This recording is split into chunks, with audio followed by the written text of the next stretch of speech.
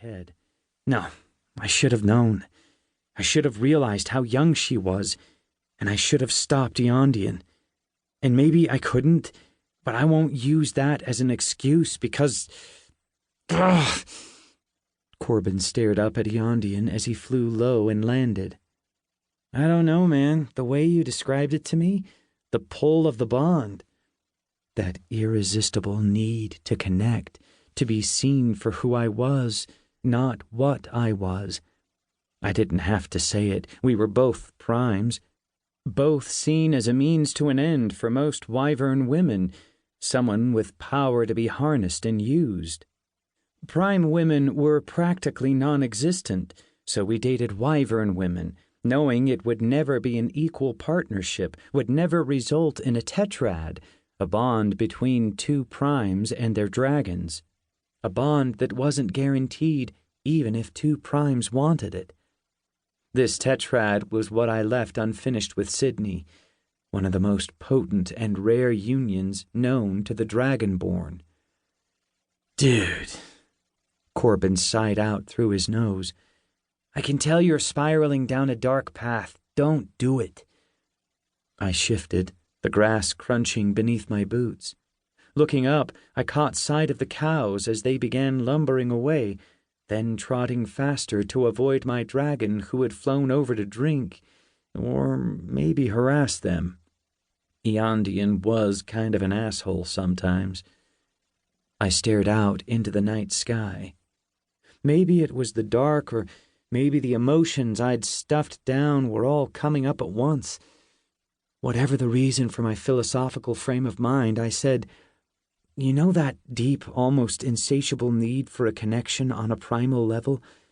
I'd never experienced it, and truthfully, I thought it didn't exist. Until that day I met Sid. My quiet companion blew out a breath and laughed. What? Are you talking like love at first sight or lust? I shook my head. No, it wasn't love or lust at first sight. It was, I don't know, something else. Like something about her called to something deep within me, something primitive and ancient. Gazing over, I searched my friend's face. His brown eyes were dark, but the moon reflected off his messy blonde mop of hair. Man, I don't know about that, he told me. I think you're overthinking this. You always take too much on. Maybe it's just you, or maybe it's from being born into one of the four families, but you've always had this stick up your ass. Like you had to be better, faster, smarter, stronger, and a prime since your brother wasn't, especially since he wasn't. I never had that. My parents were just happy to have me at all. Being a prime wasn't ever held over me like it was you. We watched Eondian as he bathed himself in the pond, dredging up the muck from the bottom before rolling in it and splashing. Am I going to have to ask? Or are you going to tell me why you freaked your family out and nearly got yourself into a fuck ton of trouble? I let her go, I whispered, my voice rough. What do you mean, you let her go? Dude, she's your bondmate, Corbin spat, then pointed to the gazebo over in the distance. Come on, let's go sit down. I matched his pace as we walked. Even as difficult as my upbringing was, always in the spotlight, always watched, at least I had a childhood. Sid has been nothing but a slave to George Miller. The guy who raised her? You know he's been brought to Briony. He's in lockup.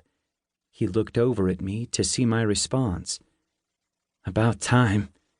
And yet, she cares for him, I told Corbin. That fact burned inside me like a lump of smoldering coal. I felt it through the bond. She genuinely thought he was her dad.